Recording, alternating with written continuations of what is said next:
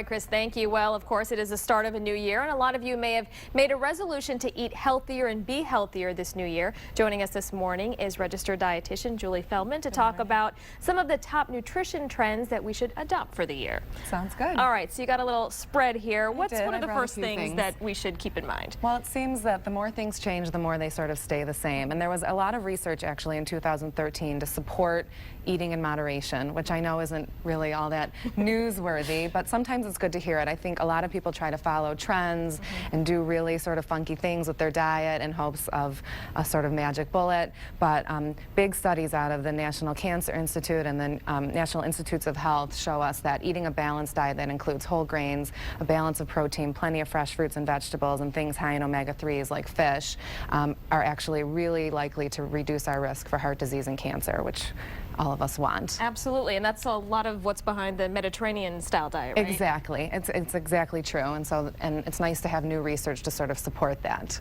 Okay. Okay. So what else do you have here? So another important study that came out was that not skipping breakfast is a way of also reducing your risk for some common chronic illnesses that we all deal with. Actually, we saw in one study a 30% reduction in heart disease in men specifically if they ate breakfast versus those that didn't.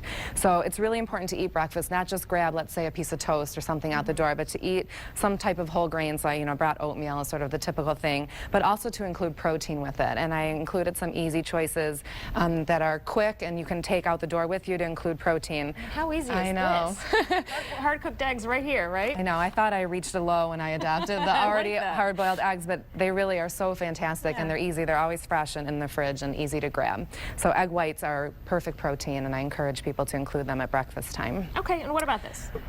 Eating nuts once a day. So people that eat nuts 7 days a week are likely to have a lower risk of heart disease and cancer, likely because of the anti-inflammatory effects of nuts and all of the vitamins and minerals, as well as the natural combination that they have of fiber, protein, and healthy fat. So that's why we choose them. These are just a really easy way, in my mind, of getting nuts in. These Kind bars, they have a combination of all of those things. They have real all-natural ingredients that you can see and pronounce, and I like that. And it's portion controlled versus opening up a big bag of nuts can sometimes get a lot of us into trouble. I like the little swirls of chocolate on top. Yeah, the dark chocolate doesn't hurt either. I agree. And then lastly is to stay hydrated. I think staying hydrated is probably one of the most underrated nutrition issues that people have, and plus it's a really easy goal for most people to seek out. So if you don't like just water, choose something that has still 0 calories, but that pleases you and that you're more likely to grab for over the course of a day. So a lot of things, I mean, you're a registered dietitian. I mean, what are some things that you think we all make mistakes when it comes to being healthier, and are there tricks that kind of use in your own life? Yeah, I think a big mistake that a lot of people make is trying to follow a trend.